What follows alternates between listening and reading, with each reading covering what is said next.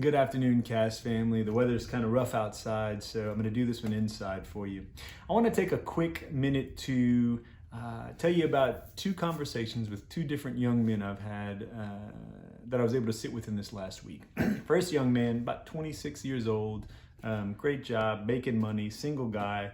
And he wanted to meet with me over coffee about expanding his construction and investment property business, the same business that I was in before I started missions and ministry. So I'll go to sit with this young man, and I see on the table he's got the Confessions of St. Augustine. Now, anybody who knows me knows that regardless of why you call me to the table, I'm probably going to try to work in our Lord one way or another. But when I saw that he already had it on the table, I went right at it. So anyway, after a short bit of talking, I didn't even get to initiate the heart part of the conversation, H-E-A-R-T. I wasn't able to initiate that. He jumped straight into it. We talked business for about 5 minutes.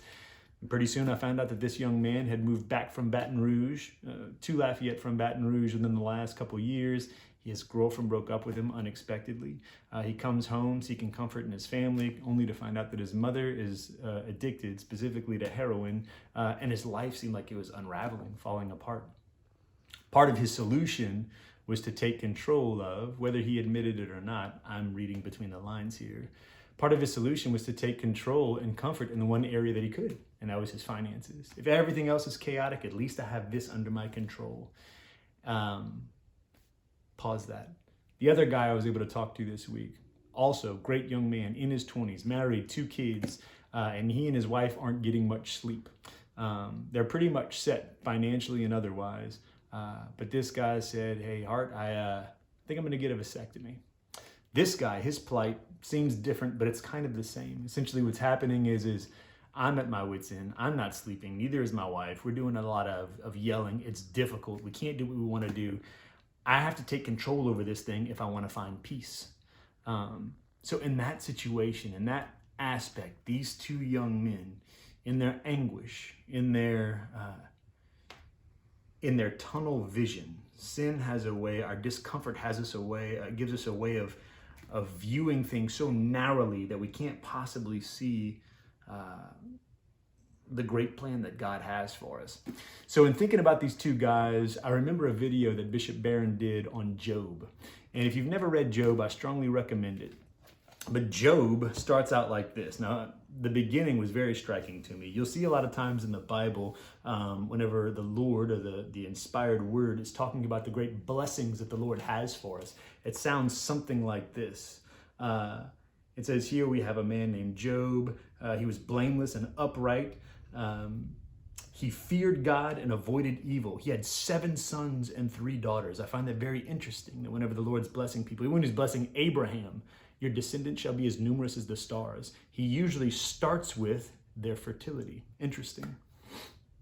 So he had 7,000 sheep, 3,000 camels, 500 yoke of oxen, 500 she-asses, a great number of work animals, so that he was greater than any man of the East. His sons took turns giving feasts. In the notes it says probably for birthdays. So the other part of this thing that I'm wondering, is God trying to bless us through our fertility, through our family, and we just don't want because we're taking control? The other part of this is he's saying that they would feast, they would have these great feasts at each other's houses. The way we live, we can do that every Friday at La Fonda. Is it possible that we actually have the ability to be as rich, to be as filled as Job was, one of the greatest men of the East, but we do it so often that we don't even realize how blessed we are? Maybe that's a possibility too. It goes on, this book goes on to Job losing everything.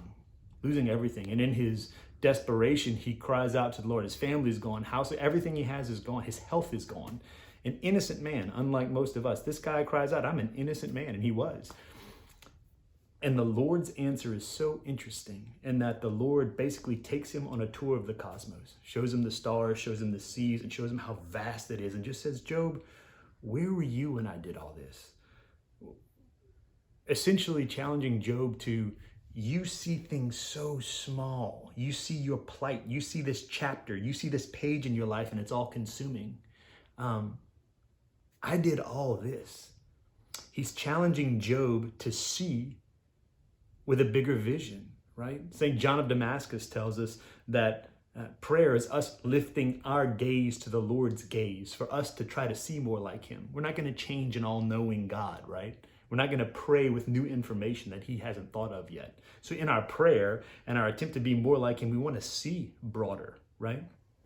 And I think that's so neat that God the Father is really coming to these people in the Old Testament, challenging them to see greater. And then we have our Jesus in the New Testament, who in the midst of suffering, in the midst of your suffering, my suffering, he's saying, hey, I'm hanging here with you. I'm suffering with you. The fact that we have a God who's going to say, I see your suffering, and I can't let you do that alone. So between those two beautiful images, this father who says, it's okay, almost like the son who scrapes his knee and, it's too much blood, and the father saying, I've seen this before, it's gonna be okay, come with me. I'm gonna show you something much bigger than the little scratch on your knee. And then a Jesus who says, but I validate your pain. In fact, I'm gonna be here with you in the midst of it. I think it's beautiful. I love what our loving Father offers to us. So my challenge to you is to put yourself in the shoes of the two young men that I talked to this past week. One, how many times have you felt the Lord calling you to something great? Maybe you've heard some of those weird Catholics talk about what's really going to set you free, your subservience, your surrender to the Lord, and you said, that's ridiculous. I'm going to do things my way. How's that worked out for you? How can you get back on track? Asking God what he wants for you.